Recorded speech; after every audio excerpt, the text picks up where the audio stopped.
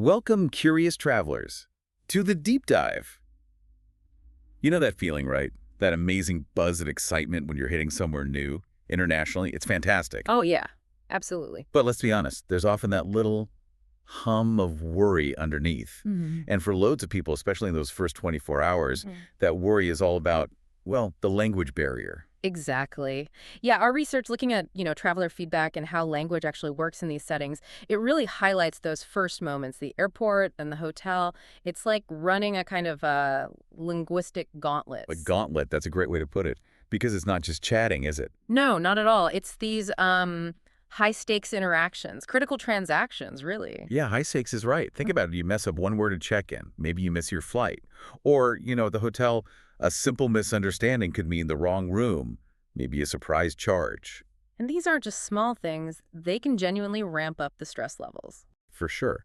And what's really interesting, I think, from the analysis is that even if you've studied English for ages, the specific language of travel, this transactional stuff, it's almost like its own dialect. It really is. It's And quite formulaic. Yeah, specific, formulaic. Yeah. And the fear of not knowing that precise phrase, or maybe not catching a question right, that can cast a real shadow, can it? Definitely. But the good news is it's less about knowing like 1,000 random words and more about understanding the predictable structure, the sort of conversational architecture of these places. Right. Once you get that, you gain a lot of control. Mm-hmm. So, okay, our mission today is to give you a powerful antidote to that fear. We're not just going to list phrases.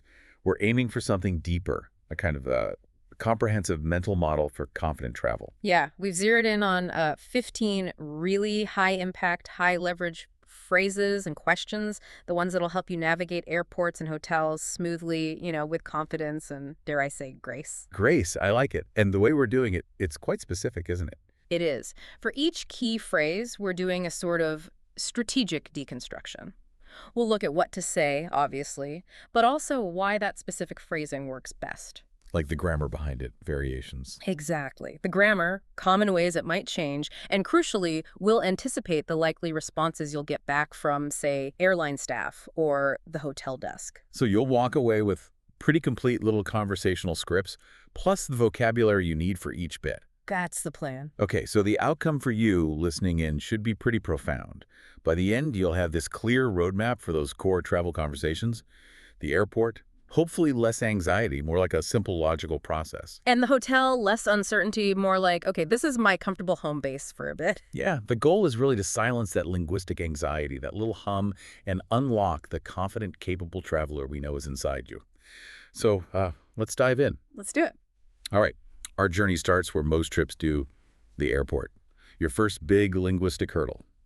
And as all our research confirms, the airport is just. It's a world of processes, isn't it? Absolutely. Every stage has its own specific language, its own script, almost. And we've boiled it down to 8 key phrases. Master these, and you'll basically be a master of this first phase. Yeah, these aren't just random phrases. Think of them as like the operational commands, the strategic openers that get things moving smoothly. Okay, first one. You're at the check-in counter. Your essential opening line. I'd like to check in for my flight to your destination. Right. The power here is really in the politeness and the clarity. I'd like to. That's the standard professional way to ask. It's a contraction of I would like to, obviously, and it just sounds much softer, more collaborative than just saying I want to. Definitely less demanding. Yeah. And then to check in, that's the key phrasal verb, the industry standard for registering for your flight and stating your destination right away. That just helps the agent find your booking instantly. So it's like the start button for the whole thing. Clear, polite, efficient. Exactly. It sets the right tone from the get-go. Okay, so you've set the line. What happens next? What's the typical script? Well, the agent will almost certainly ask, may I have your passport, please? And your smooth reply. Of course, here you are. Or maybe, certainly, here it is. Simple, polite. Got it. Then bags? Yep. They'll ask something like, are you checking any bags? Or maybe, how many bags are you checking in today? And this is where knowing the lingo helps, Right, like to check a bag for the ones that go in the hold versus carry-on or hand luggage for the stuff you take on the plane. Precisely. So you need to be ready to answer that clearly. So you might say, yes, just this one, if you have one suitcase to check. Oh, or, yes, 2 bags. Or maybe, no, I just have this carry-on. Mm-hmm. And then expect the security questions. They're standard. Did you pack these bags yourself? And Have you left your bags unattended at any time? These are non-negotiable security procedures. The only real answer is the honest one, which is usually, yes, I packed them myself, and no, they have been with me the whole time. Right. And then the fun bit. Yes. Would you like a window seat or an aisle seat? Knowing those terms, window seat, aisle seat, sometimes middle seat is key to getting what you prefer. You make your choice. An aisle seat would be great, thank you. And then what? Then the agent wraps it up. They'll give you your boarding pass, maybe a luggage receipt if you checked bags, tell you the gate number and boarding time. And they'll usually summarize it, won't they? Yeah, often something like, okay, you're all set. Here's your boarding pass. Your flight departs from gate B45 and boarding starts at 3:05 p.m. You'll need to go through security next. Have a great flight. Boom. Check-in navigated. Smoothly. Smooth. Okay, phrase 2. Still thinking about luggage, but this one's more about avoiding problems and extra costs. How many carry-on bags am I allowed? Yes. This one is so important because baggage rules, especially for carry-ons, they change, they differ, and they are a major source of unexpected fees and honestly stress at the gate. Right, so breaking it down, how many? Standard quantity question. Carry-on bags, using the right term, or you could say pieces of hand luggage, shows you know what you're talking about. And the key bit, am I allowed? That phrase, am I allowed, is perfect for asking about rules, about regulations. It's proactive. You're asking before it becomes an issue at the gate, or worse, on the plane. Solving the problem before it is a problem. I like it. And it's not just the number, right? You can adapt this. Absolutely. You can ask about weight for checked bags. What is the weight limit for checked baggage? The agent will give you the specific limit, maybe 23 kilos or 50 pounds. And what if, my bag is a bit over? Don't panic, just ask politely. My bag seems a little overweight. What are my options? Often the agent will tell you the fee, or they might suggest moving some heavy things into your carry-on if possible. It gives you choices. Good to know. And what about specific items, like liquids? Yeah, that's another common one. Am I allowed to take this specific item in my carry-on? Especially relevant for liquids, those 100 milliliter rules asking shows you're trying to comply. Right, it shows you're an informed traveler. Okay, phrase 3 takes us to done, done, done. The security checkpoint. Yeah, the bit many people find the most stressful. So, a key phrase here to smooth things along. Do I need to take my laptop out of the bag? Security lines are all about efficiency, aren't they? Do I need to? It's just a polite way to check what's required. And the laptop rule, well, it's common, but it can vary. Sometimes it's tablets, too, or other big electronics. Exactly. So asking shows you're cooperative, you're trying to help the line move quickly, which helps you too. Totally. It signals you're playing by the rules. Now, this part is less of a back-and-forth conversation, isn't it? More about listening. Very much so. You're listening for commands from the TSO, the Transportation Security Officer. You'll hear things like, please place your bags flat in the bin. Or laptops and large electronics out of your bags, please. Please take off your shoes, belts, and jackets. Empty the pockets, please. Please step through the scanner one at a time. It's all pretty direct. And what if the alarm goes off? That happens sometimes, even when you've done nothing wrong. It does. Don't panic. The TSO will just direct you calmly. They might say, please step to the side for additional screening. Or maybe, could you raise your arms to your sides, please? And your response? Just comply calmly. A simple, of course, or no problem. While doing what they ask is perfect, stay cool. Good advice.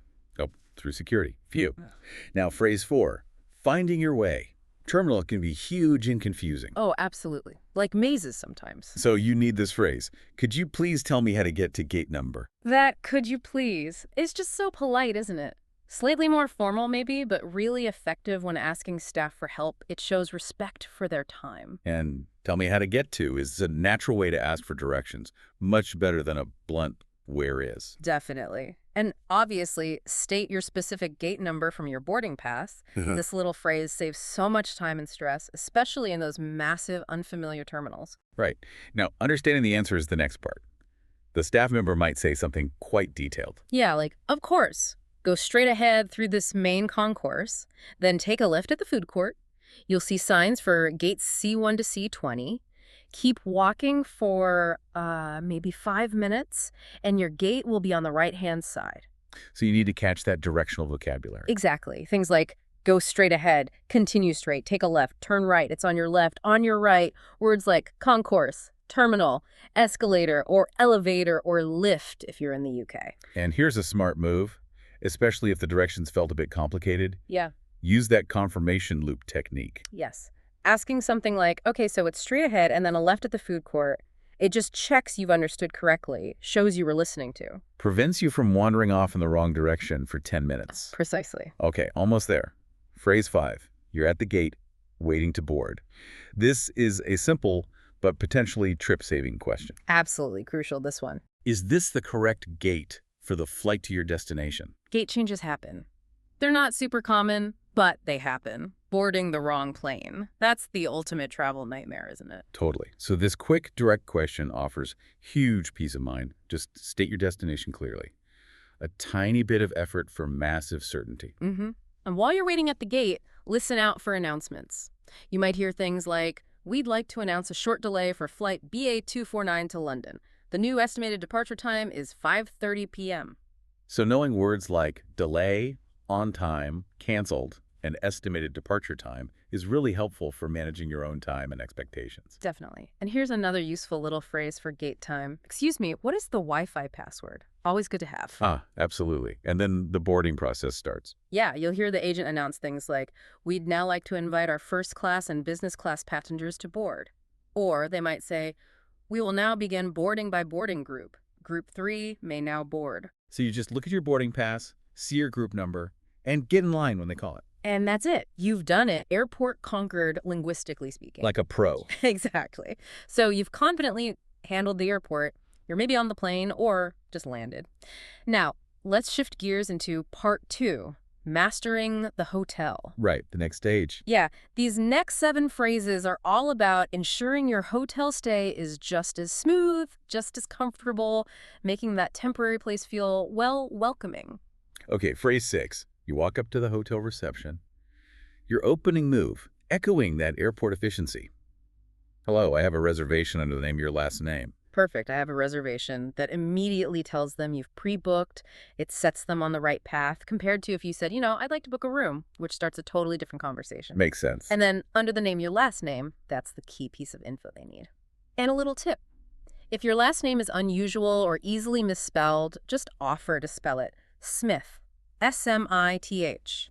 It helps them out enormously. Good tip. So it's the most professional, efficient way to kick off the check-in. Exactly. Okay, so you said that. What's the likely response? They'll probably ask for documents. May I see your passport and a credit card, please? Standard procedure, and your reply. Certainly. Here they are. Or, of course, it's standard for ID and for any incidental charges like room service or minibar stuff. They might also give you a registration form. Which you just fill out, of course. Yep. And then they'll give you the essential info for your stay. They'll say something like, okay, Mr. Smith, you're all set. You're in room 703 on the 7th floor. The elevators are just over there to your right. Right. Directions within the hotel. Mm-hmm. Breakfast is served from 7 a.m. to 10 a.m. in the restaurant on the ground floor. The Wi-Fi password is on this little card here. And checkout time is at 11 a.m. So you need to catch that key vocabulary, key card, elevators, or lifts. Breakfast is served from X to Y, Wi-Fi password, checkout time. Exactly. All the practical stuff for your stay. Okay, moving on. Phrase 7 is about using the hotel's facilities. Could you tell me what time the facility opens, closes? This is about making the most of your stay, right? Being proactive. Instead of just wondering when the pool shuts, you ask. It helps you plan your time effectively. And it's versatile. You just slot in the facility you're interested in. Exactly. Could you tell me what time the gym opens? They might say, the gym is open 24 hours. Or, could you tell me what time the swimming pool closes? Response, the pool closes at 9 p.m. Or maybe, could you tell me what time room service is available until? Room service runs until 11 p.m. Simple, clear answers to help you use the hotel fully. Great. Phrase 8 is a really useful one for getting local insights. I was wondering if you could recommend a good type of place nearby. This is one of my favorites. That opening, I was wondering if you could, is just so polite and sort of gentle. It's an indirect request, much softer than just, can you recommend? Yeah, it feels less demanding, more collaborative. Totally. And then recommend a good is the key action verb. You just fill in the blank with what you're looking for. Like, I was wondering if you could recommend a good local restaurant nearby. Maybe somewhere not too touristy. Perfect example. Or you could ask about sightseeing, a good place to see the sunset, or even logistics. Could you help me book a taxi for tomorrow morning? And why is this one so essential? Because hotel staff, especially at the concierge or front desk, are usually fonts of local knowledge. This phrase unlocks that. It can lead you to much more authentic experiences than just following a guidebook blindly. Good point. And a great follow-up question. How do I get there from here?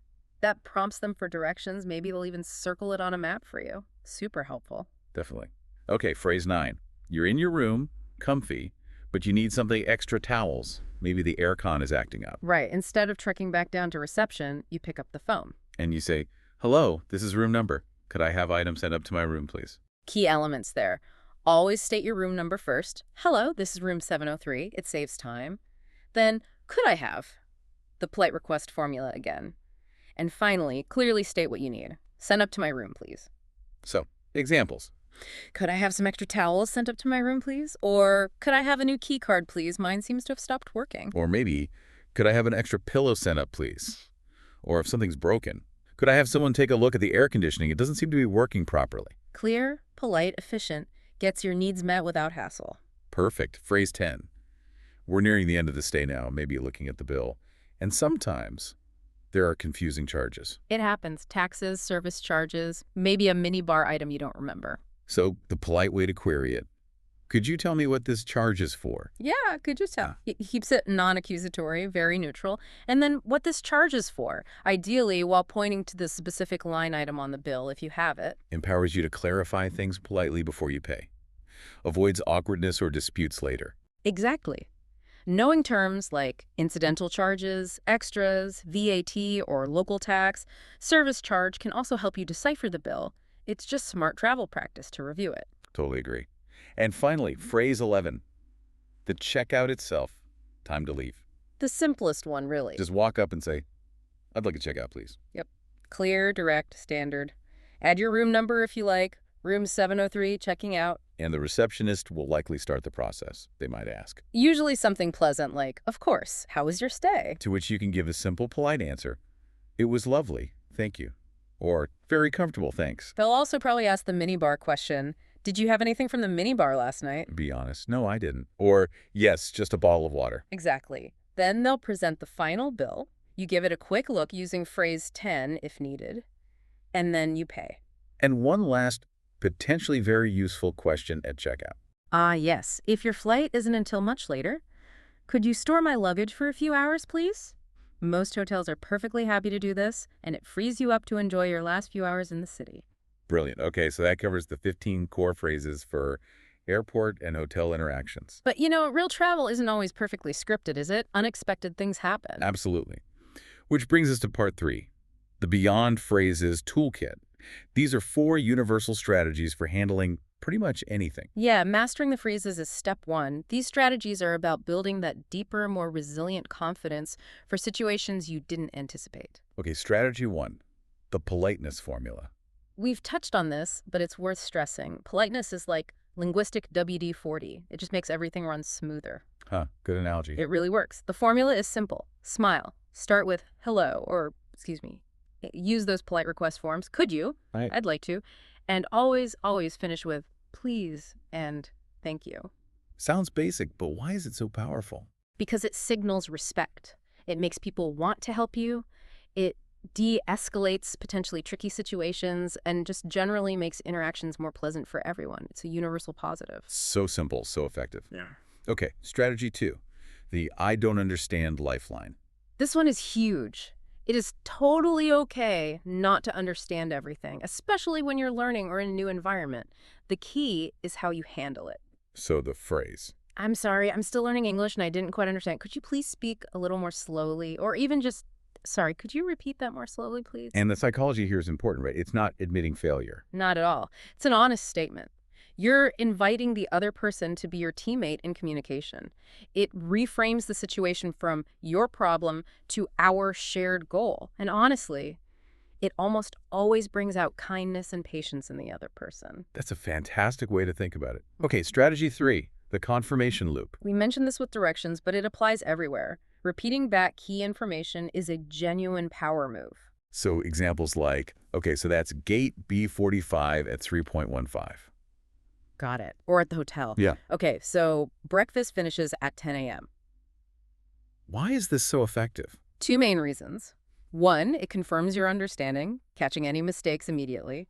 Two, it shows the other person you are actively listening and engaged, which builds rapport.